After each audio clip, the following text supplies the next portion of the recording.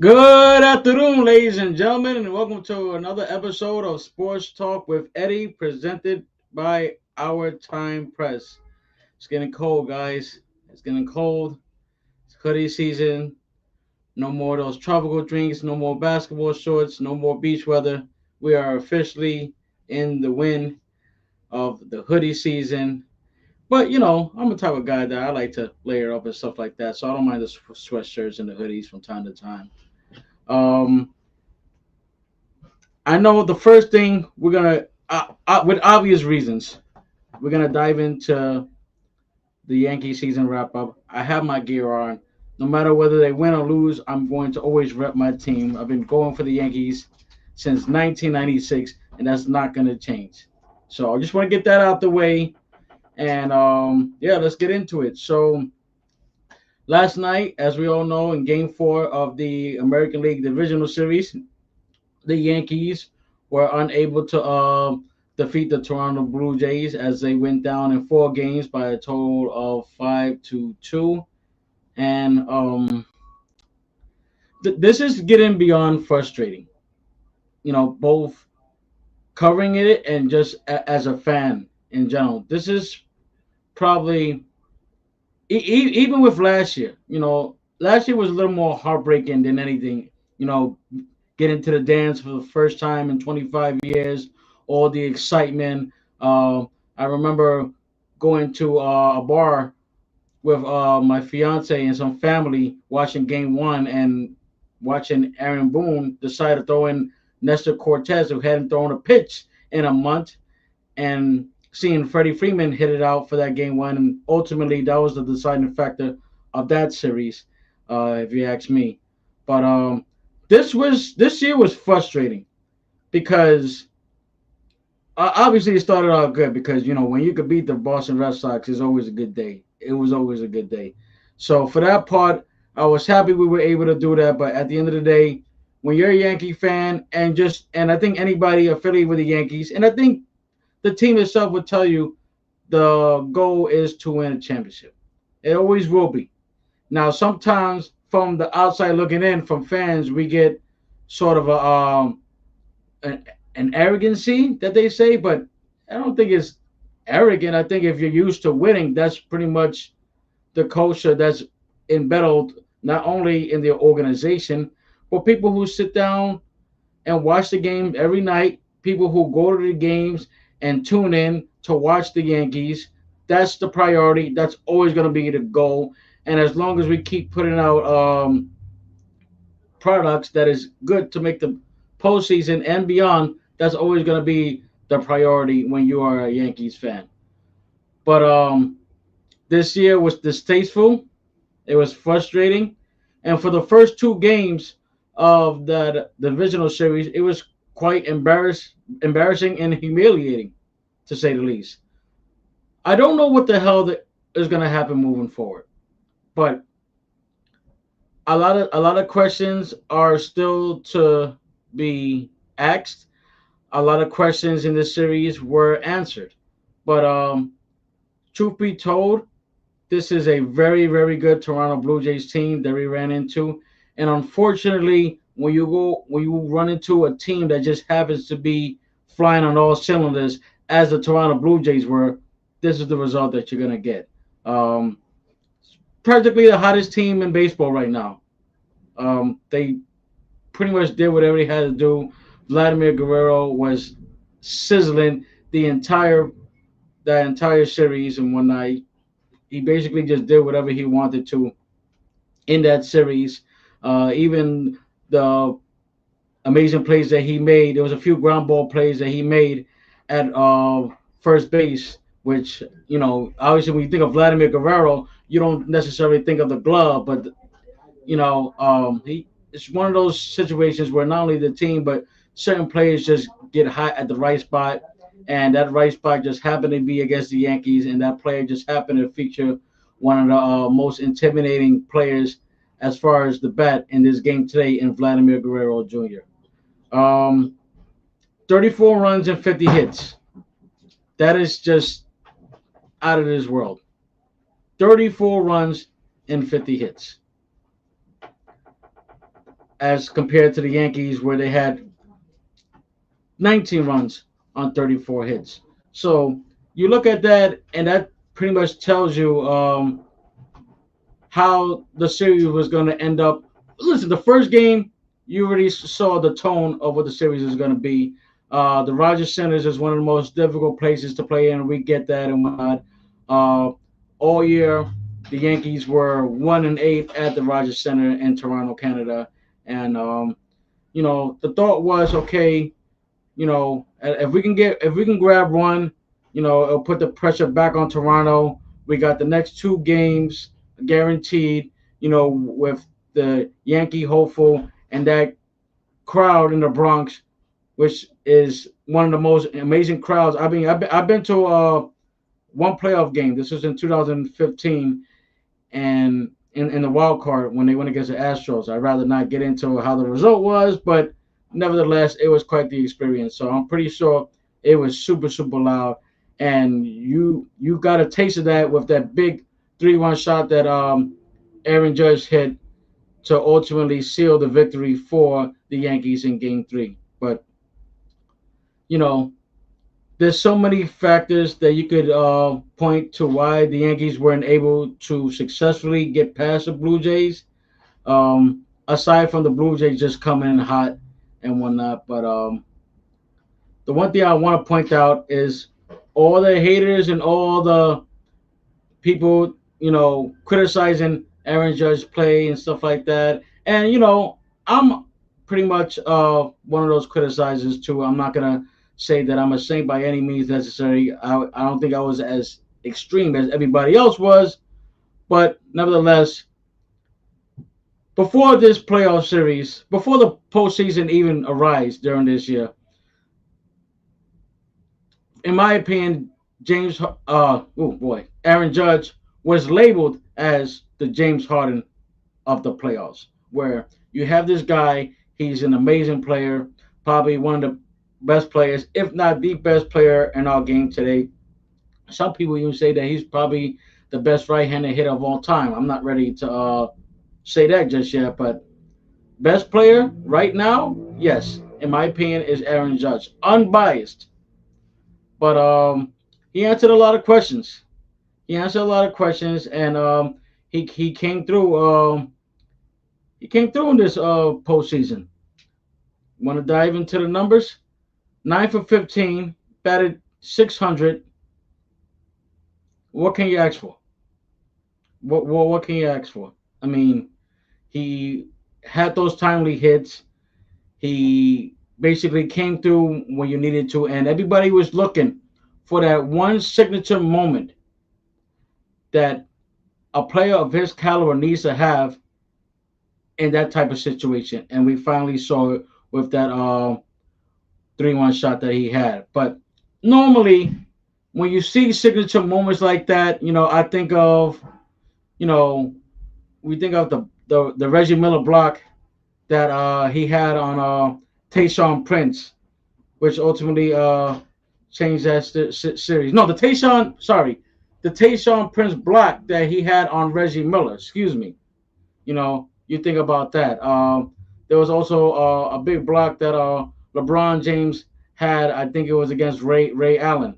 The 3-point shot that Ray Allen had against the San Antonio Spurs to seal that championship for the Miami Heat. Ultimately, there's so many signature moments in sports, and I'm just throwing a few right now that I could think of at the top of the head that you say, you know what, that moment happens, you could pretty much see the shift change within that team. Unfortunately, that wasn't the case for the New York Yankees, as they ultimately fall to the Toronto Blue Jays by a score of 5-2. But again, all that noise that we were talking about, Aaron Judge not being able to come through and all that stuff, we can all shut it down. Please, I don't even want to hear it from anybody. Whether it's on set or whether it's off the set, he answered those questions. Did it take longer than usual? Of course it did. But the fact of the matter is, you want a player, you expect a player of that caliber to come through in that situation, and for the most part, he did. 25 his 2025 postseason statistics were great. 22 at bats, he went 13 for 26, had a 500 average, one home run, seven RBI, and had a OPS of 1.273. And for those who don't know what OPS is, that is on base plus slugging. So you can't really ask for much from your captain. He went out and did what he had to do. But when the rest of the team is batting average is 207, what do you want? What do you expect to happen? This was a team that picked the worst time to go cold. It's one of the best offensive teams in the league all year long, if not the best offensive team in baseball all year long. Led the league in home runs, but I think that's where the issue comes into play. And if you really look at what the Blue Jays did on the other side, of course you had the power with Vladimir Guerrero, you know, but they were just so savvy and so gritty with their hits. There was one at bat where Anthony Santander, who was pretty much injured the entire year, practically with a shoulder injury, he had an 11 pitch at bat against Carlos Rodon, which ultimately led to a few runs coming in with a single that he hit. And this is what I'm talking about with these players coming out. You don't necessarily listen. Everybody loves the home run ball. It's one of the most exciting things that you will see in baseball. But at the end of the day, you have to figure out a way to accumulate runs. It can't just be, one swing and it's out the park, and that is equivalent to your runs. You got to find different ways. Whether it's a bunt single, a hit that ultimately takes that runner to second, and then maybe the single that brings that runner from second to home. There's different ways that this current Yankee team needs to. They just need. It needs to be fixed. Ernie Clement, Addison Barger. These guys, they're not household names. They probably will be now, considering what they did during this series. Um, Obviously, I mentioned Vlad Jr., George Springer, who was pretty much the coldest hitter in this series. But again, when you have other players that can step up, Nukes hit a big, huge single that he hit in last night game after the huge error that Jazz Chisholm made, which was should have been a double play. I think he would even tell you that himself. It should have been a double play, and ultimately that error opened up the game for Toronto, and the Yankees didn't look back after that. Um, we want to point out a few situational moments that the Yankees could have capitalized on. For the most part, at least the first couple of innings, getting the leadoff batter on base. That was pretty much a tone setter too. You know, um, Trent Grisham was he had a career year. He had a career year. There's no way to look around it. 34 home runs, but at the end of the day, he did not come through when you needed him to. He did not come through when you needed him to. When you needed him to, and in the postseason, listen, postseason, and I'm pretty sure I don't have to say this, but I'm gonna say it anyway. The way everything is orchestrated, the way these managers manage is different. It's a chess game as far as who to put in, who to plug in, how to do the lineup, situational hitting, and things of that nature and stuff like that. But normally when you hit a routine single to start the game, is not them it's not too much pressure and stuff like that. The crowd is not, really into it for the most part for a single that starts the game. But in the postseason, you get a leadoff signal, people are on their feet because the expectation is okay, how do we get that run to second? What's gonna happen after that? And the Yankees just didn't have the answer to ultimately get a leadoff runner in and put runners aboard for Aaron Judge. A lot of his hits, yes, they were singles. If we're going outside of the big 3-1 shot that he had, they were singles. But he had a pretty damn good 2025 postseason, and he he shut a lot of people, including myself, who was critical about his postseason issues. But my criticism was based on just being a fan.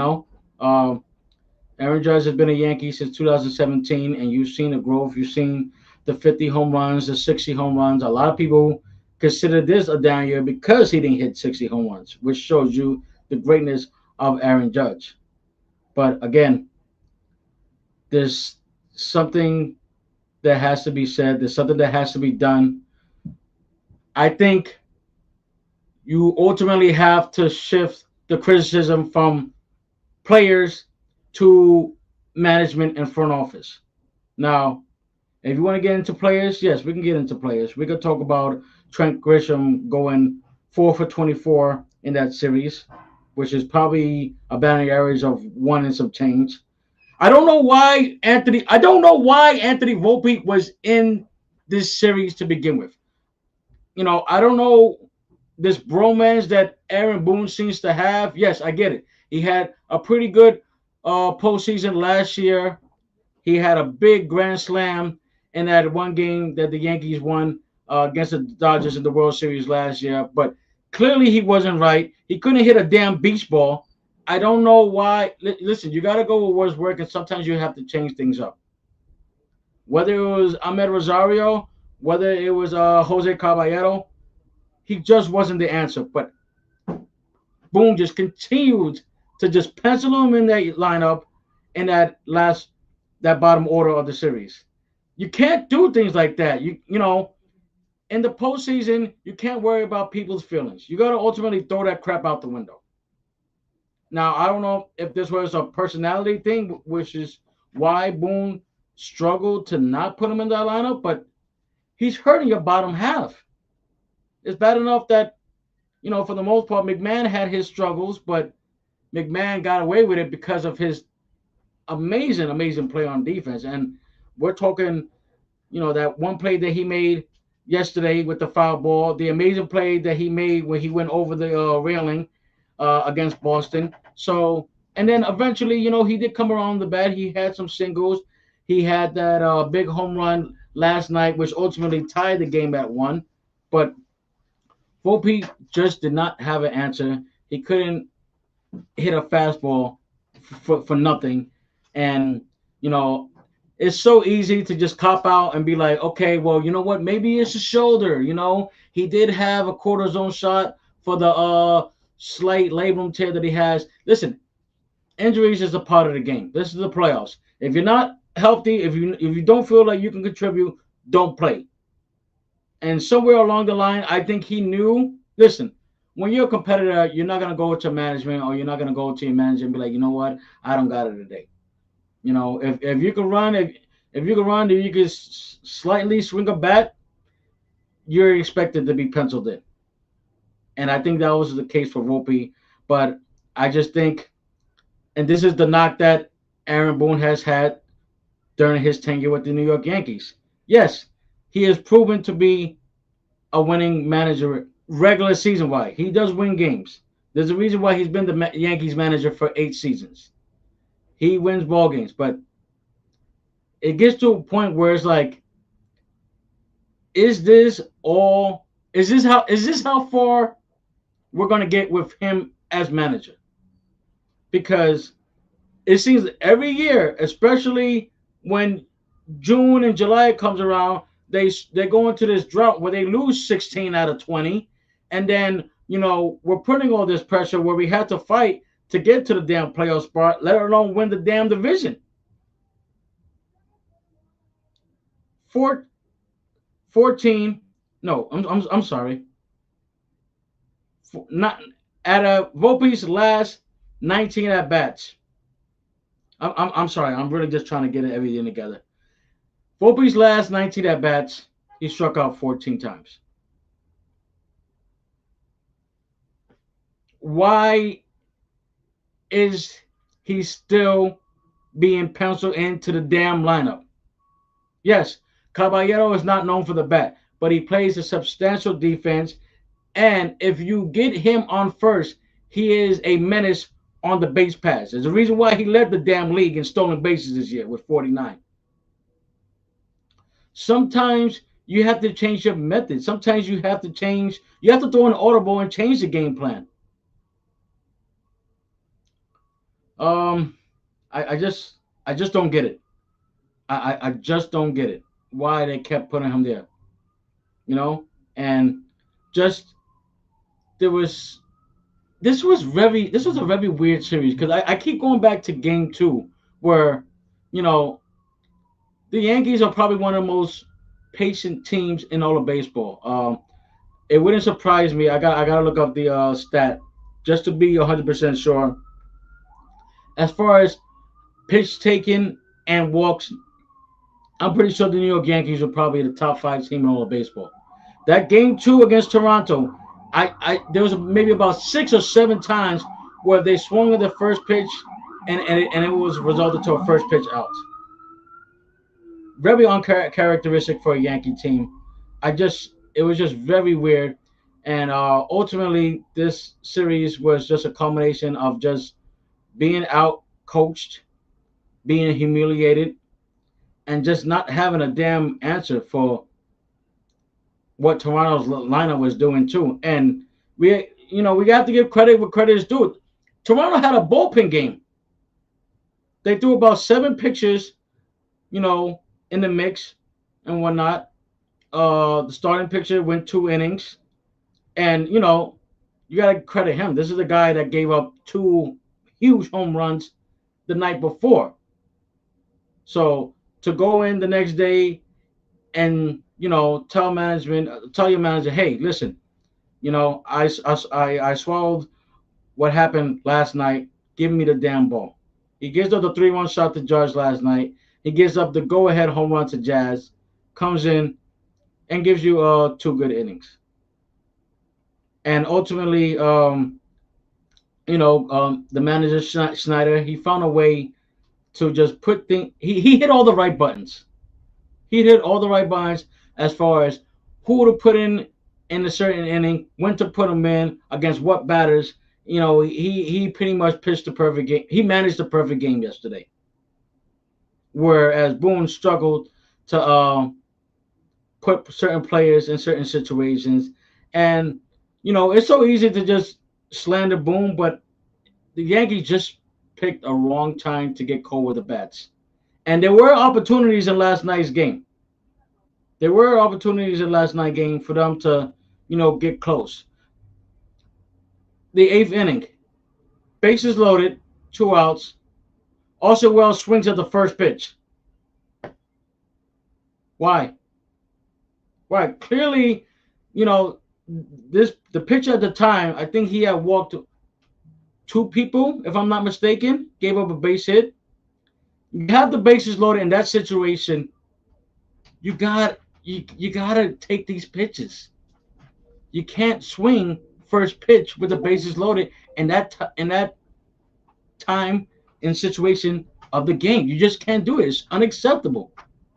He was another player too that couldn't hit a damn beach ball either. So there's going to be a lot of questions for this Yankee team going into the offseason. But I think considering Aaron Judge's performance and whatnot, you got to look at the core that's around him, and you got to look at the front office. You got to look at management. Is Aaron Boone the job? Is Aaron Boone still the guy for the job right now? Now, obviously, he's still on the contract for another year or so. So, unless something drastic happens within the next 24 hours, I think it's sort of similar to the Knicks situation, where we know about Tom Thibodeau, how good he was those 5 years with the New York Knicks, but is postseason, is the championship series, the series before the big dance, is that as far as you're going to take us? This is the second straight year where the Yankees watched the opposing team celebrate on their home field. You can't have that happen. Last year was hard enough seeing that in a World Series fashion with Austin Wells striking out to end the game. And same thing this year with Cody Bellinger striking out. There's no reason why we should have the opposing team celebrating in the home field. It's just unacceptable. It's just unacceptable. I'm just beyond frustrated with this team. I'm beyond pissed off. This is unacceptable. And I think obviously there's going to be changes within the roster. There's free agent impending with certain players.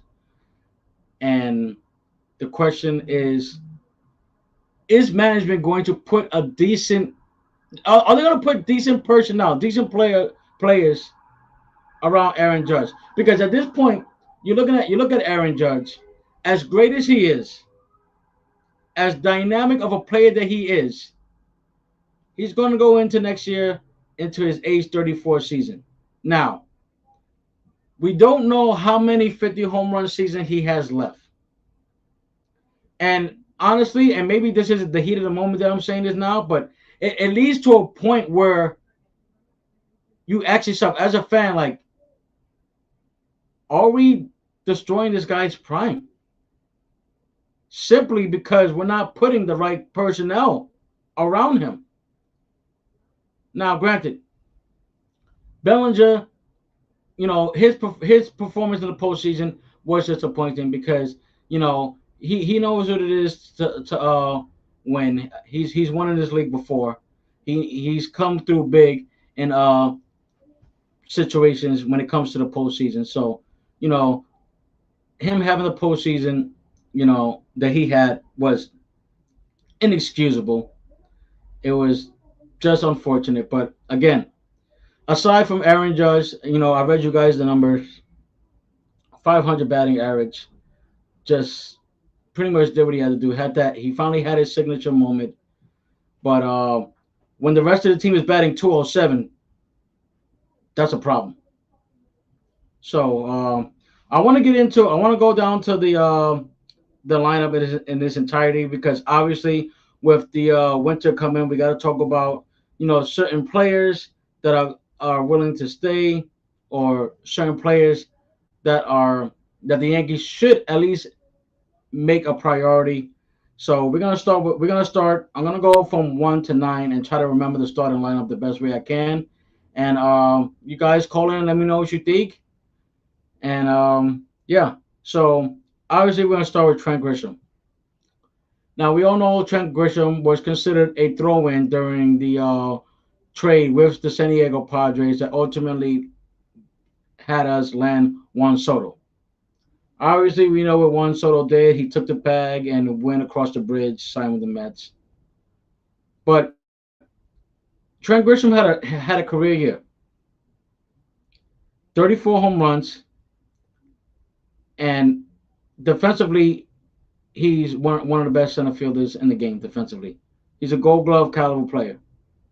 However, when you see the way he performed and disappeared throughout the postseason, he's a free agent after this year. And if you look at his performance, it kind of makes things a little bit easier to just, I don't want to say turn the other cheek, but to let him go. You would think, considering this career year he had, he is due for a payday. But when you go, when you have the playoffs that he had, when you go 4 for 24, it kind of makes you shy away from thinking like, okay, if we do sign this guy, let's say, I would assume 2 3 years would probably be his market. If you're doing 2 years, maybe I could see something within the. I guess he would demand 12 million a year, which I think is a little steep for Trent Grisham, in my opinion. And if I think it's steep, I wouldn't even dare thinking about going 3 years. Um, so that's definitely something that the Yankees are going to have to address. Whether is he a part of the Yankee plans? Is he the Yankee center fielder for the future? That remains to be said. That remains to be seen.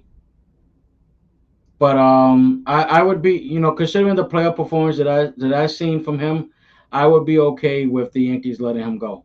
As hard as that is, considering what he did in the regular season. Ben Rice, for the most part, he was in that two slot. I think Ben Rice had a very, very good year. Um, he, his contact ratio was really, really good. But again, he had his struggles within the postseason and whatnot. But again, his situation, with Grisham was a little bit different. He's a few years younger than Grisham, and this is the first time we've seen Ben Rice actually play a full year and see what he's made of ultimately. So, and you got to consider the fact that first baseman is a priority. I know there's a there's a high quality Japanese baseball player that is going to be posted within this winter in Murakami. His name is being floated around, and I know his posting fee is going to be a lot. Whether the Yankees decide to entertain that because he can play first and third, and that's something that the Yankees uh, really struggle with within those positions and stuff like that. But for the most part, they kept it together and whatnot. And I think the signing of Ryan Mc, the trade for Ryan McMahon ultimately solidifies third when you can ultimately put him and then put in Caballero to get that. And then listen, we'll see. We'll see what the future holds for Oswaldo Cabrera. It was a nasty, gruesome injury he had in Seattle, and for the most part, he did have some moments in the postseason. So we'll see if he's a part of the future plans for the New York Yankees. But ultimately, I think with Paul Goldschmidt's baseball future in question, he had a great, great start to the season, great first half for the New York Yankees. 3 years removed away from an MVP season that he had with the St. Louis Cardinals. But again, he is 30 years old. He was bothered by a right knee injury, so you do question whether at this point in his career whether Father Time has caught up with him, and we'll see what happens with that. He signed a $12 million contract with the Yankees, a 1 year deal. So we'll see if the Yankees, you know, think about bringing him back on a 1 year deal just to back up, just to be Ben Rice's backup. But we'll see how that unfolds. But ultimately, I will bring well, I don't think Brent Rice is going anywhere to begin with, honestly. But as far as playing time, as far as him going to the lab, getting better, I think the experience is going to ultimately make him a better player. He pretty much tore the cover of the ball the first half of the season. He did have 22 home runs. So I like what Ben Rice brings to this team as far as durability. He does have the capability of playing catcher too. So, you can swing around, have him play catcher a couple of days, have him play first base, and maybe even a little more DH. So we'll see how the Yankees decide to move around Ben Rice. But just having that luxury to put a player of his caliber at his age, first base, catcher, which are the two positions that the Yankees struggle to get productivity with in a lineup, is a good problem to have with that. We're gonna skip Aaron Judge because he's Aaron Judge and he's not going anywhere. He was the Yankees' best player in this postseason, and you just hope that the Yankees during this winter prioritize who they put around him to ultimately get the Yankees where they need to go and get Aaron Judge, a great player of his caliber, where he's been was eluded him his career thus far, and that's winning a championship. He wants to win a championship in New York. For the most part, I can say that Boone wants a championship, but ultimately, it's Brian Cashman for the most part that has to make these decisions and has to get these players that mesh with this lineup well to help Aaron Judge because ultimately that's what it leads. He needs help. He needs help. Now, it's so easy to be like, oh well, if they would have signed Juan Soto, maybe there'll be different results. The objective after the Yankees lost Juan Soto was to replace Juan Soto.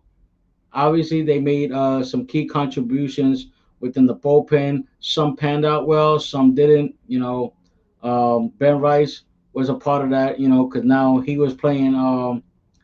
He was getting a lot more playing time and whatnot. So Cody Bellinger is another guy who I think did really well for us. He had his struggles in the postseason as well, and that leads me to him because I think he would probably be in the fourth slot behind Judge.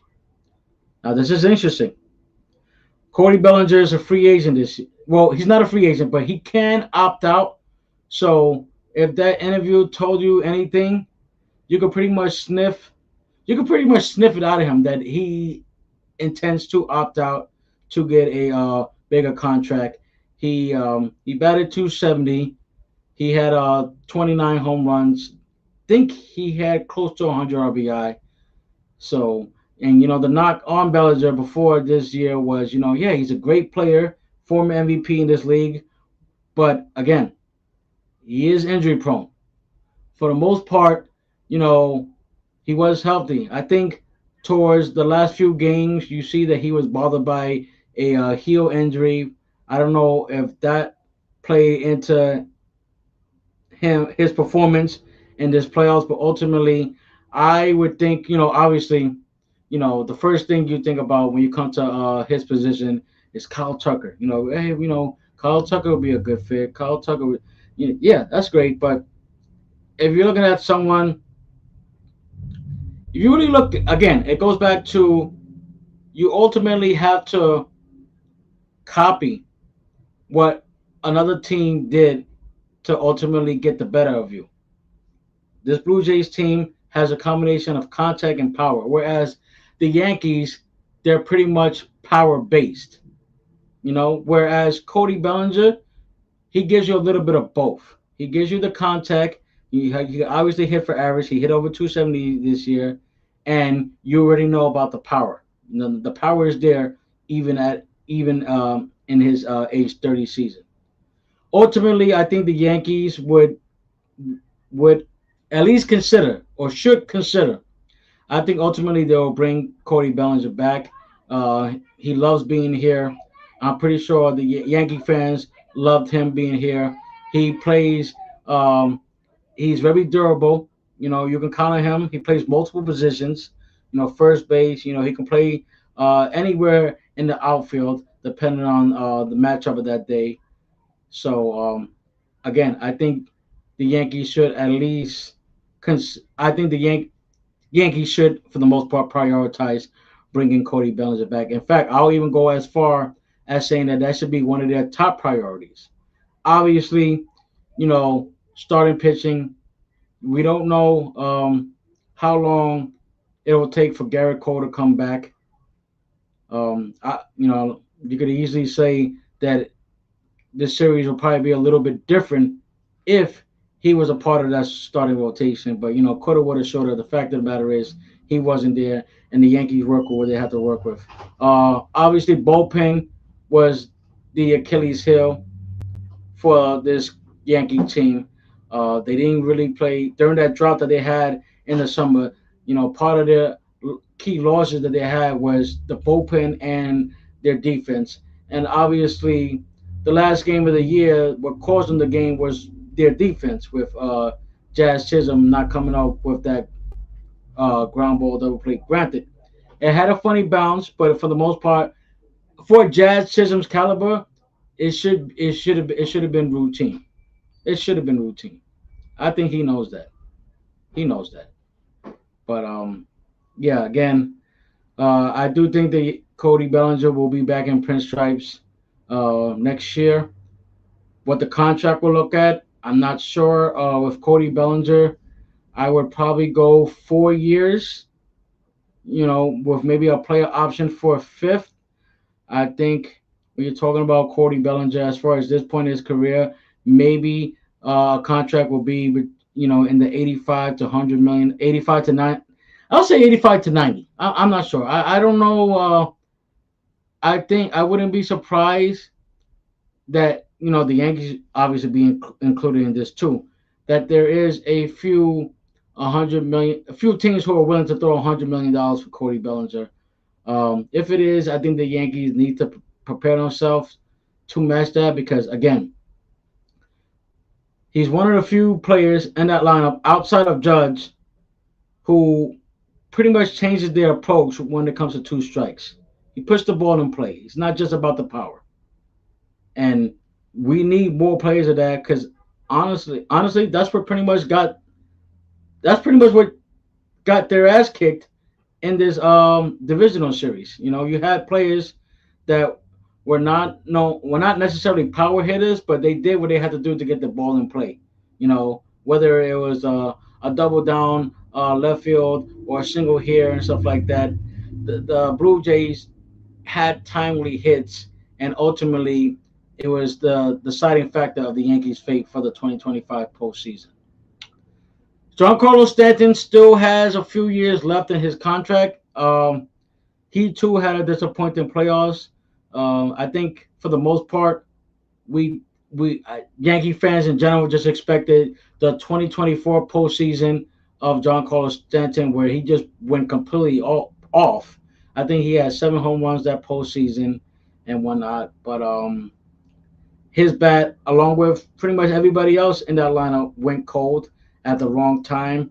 Um, the exciting part that I do have for Giancarlo Stanton is that he's going to go into an off season where he should come out healthy. I know he had the issues with the tennis elbow, so hopefully he's going to get that addressed. I did not hear anything about surgery being a possibility for his injury for the most part, but Stanton will be a part of the 2026 Yankee lineup. And listen, at this point, he's going to be the DH. Can he play left field here and there? Yes, but full time, we obviously seen that you can't run him. You can't run him out there 3 days in a row. He's just not that type of player that can do that for you anymore. So, considering the fact that he had a late start to the season, he still hit 24 home runs. So the bat is still there for Giancarlo Stanton. It's just him being able to execute that power and those timely hits in the playoffs. Okay, so who would be number six? Who would be over six? We obviously Jazz Chisholm. Jazz, I think, has 1 year left in his contract. Um, I think with Jazz, Jazz is very unique, where his personality is needed for that ball club. He kind of gives me Nick Swisher vibes as far as what that 2019 had. Where you had the contact, you had the power and stuff like that. I think Chisholm is better defensively than Swisher was, but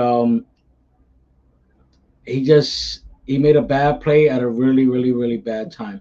And there was a few plays that I saw Jazz make during that series where I felt like he was a little lazy, and you know, he was one of the most vocal players uh, during this series. He went on multiple interviews and said that he felt the Yankees were the team to beat. But when you make statements like that, you do interviews like that, you yourself as well as the team in its entirety have to back that up. So aside from the home run that he had, the go ahead home run that he had in Game 3, Jazz Chisholm's bat nor his defense was nowhere to be found. Um, but I do think that when he is right, he does give this Yankees this Yankee team a lot of benefits. We obviously know that he could hit 30 home runs. He is definitely a threat to steal a base. He had 31 this year. So I think you're going to see a much more motivated Jazz Chisholm, considering the fact that he did do a lot of talking. He did have one of his best years as a pro during the regular season, but I think he definitely needs to touch up on that defense. Regardless of what happened during that play, he is a better fit at second than he is at third, in my opinion. But we'll ultimately see what direction the Yankees decide to go. I do think with the 1 year that he has, I don't know if the smart thing right now to do is to give him an extension. I don't know if the Yankees are gonna decide to do that right now. I think we still need to see one more full year of Jazz and see what he can do in big game situations. We still need to see that from Jazz. Yeah. Okay, let's see. We had Jazz. We went over Stanton and stuff like that. We should be up to like the number seven hitter at this point. So Ryan McMahon. Now, obviously, the offense wasn't there. He well. Then again, he played in Colorado. He wasn't really known as an offensive player or someone that can change things. On offense. And I think the Yankees knew that going in. You got Ryan McMahon, who's a former Gold Glove, simply because of defense. He's a Gold Glove caliber player and whatnot. I don't know his contractual situation right now. I want to think that he may have a year or two left in his current deal right now. But again, I like the fit with this team. I like the fit at third. It's his natural position and whatnot. And I do think a full year at Yankee Stadium will be a benefit to him. Where, listen, you gotta consider this. I think he had 3 home runs in the regular season. I think, and he had one during the postseason. He had 17 home runs before he came to the Yankees in the trade from the Colorado Rockies. So, and I think the one thing that people were excited as far as Ryan McMahon and his offense was the beneficiary that he may have using that short porch.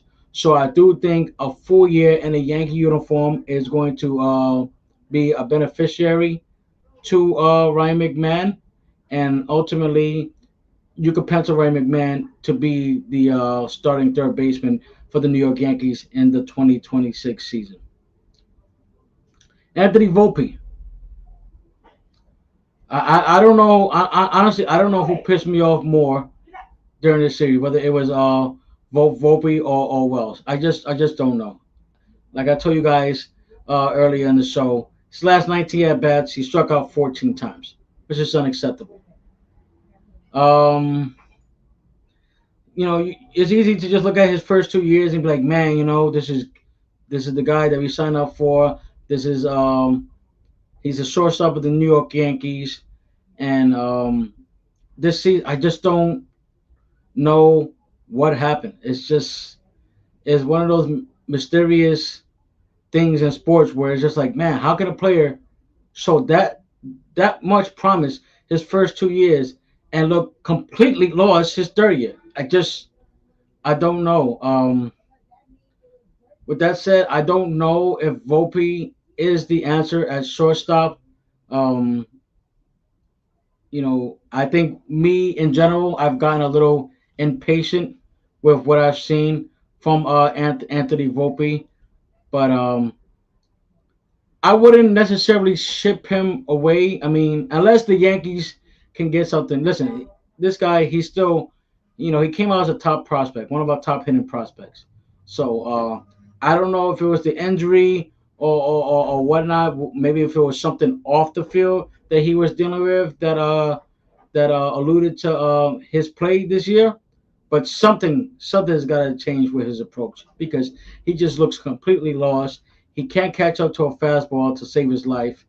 And ultimately, if the Yankees decide to part ways with him and they get a guy that could is considered an upgrade, I wouldn't be so upset about it.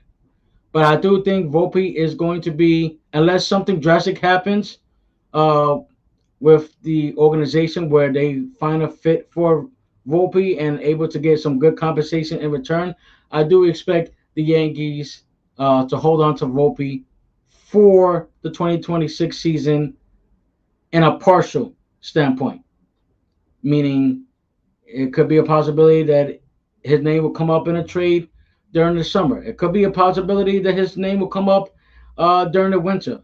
But ultimately, when a player struggles like that and stuff like that, and he comes with the big name and the promising season that he had previously, you gotta test him. You gotta test him, and you ultimately gotta give him a wake up call. I think putting not guaranteeing him a spot at shortstop will be a wake up call for him. I think it will ultimately motivate him, and I think going into the 2026 season, Boone, if he's still there, because Boone is also a big question mark in my opinion. But I would definitely have a battle for shortstop between Volpe and Jose Caballero, and whoever is the best man that comes out of spring training, whoever wins the job. But I think it's a job that Volpe, at this point right now, considering what we saw, he needs to earn. He definitely needs to earn it. Um, Austin Wells' situation is a little bit unique. He did not have a good year this season. He had the 20 home runs, but he also batted 217 for the season, and he played horrible during the playoffs. Again, I just would like to know. I gotta check the press conference. I really would like to know why he felt it was okay to swing first pitch with the bases loaded. You're down 5-1 in that situation, that time in the game, in that situation. Why? Just why? I need to have that answered. I need to have that answered. So I'm definitely gonna do my due diligence and see if he answered it. I'm pretty sure he did, but I'll be honest with you guys. As soon as that last pitch was thrown, I slammed the controller. I probably said a few expletives in my house, and I just turned the damn TV off. I was watching reruns of Law and Order until I fell asleep. So yeah, but I don't know their catching situation. Now, one thing I can say about the Yankees in time is that they do a good job in developing their catchers. Um, I don't know where JC Escar is going to fit into the Yankees' plans next year. We did see the emergence of Ben Rice as far as having the ability to play catcher. But it would not surprise me if the Yankees.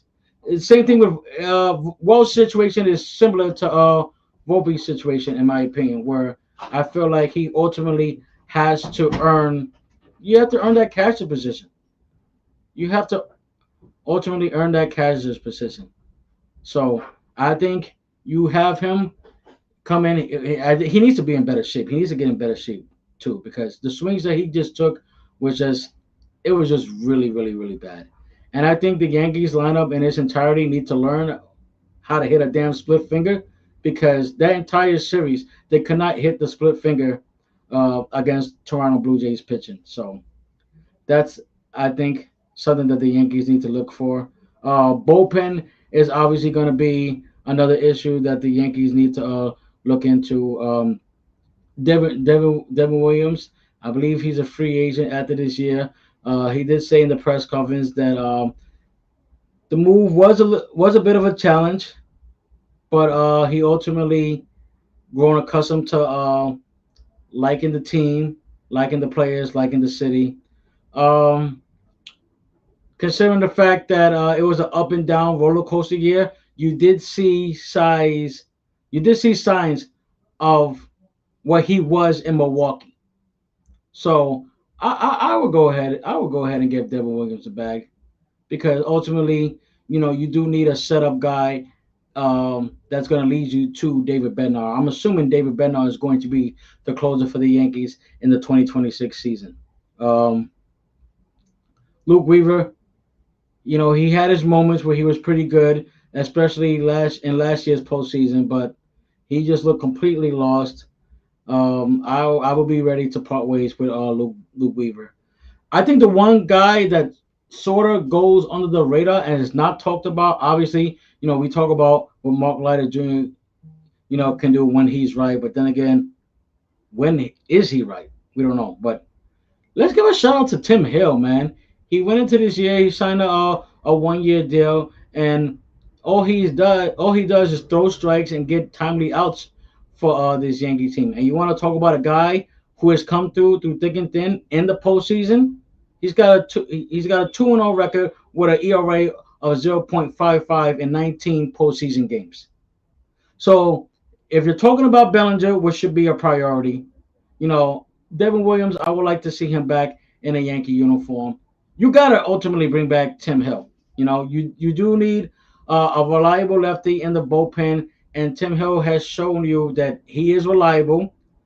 He has had success. He has proven to get timely outs, whether it's via the ground ball or the strikeouts. Listen, let's get Tim Hill back in a Yankee uniform in 2026, man. But yeah, that's pretty much where I wrap up for the Yankees 2026 season.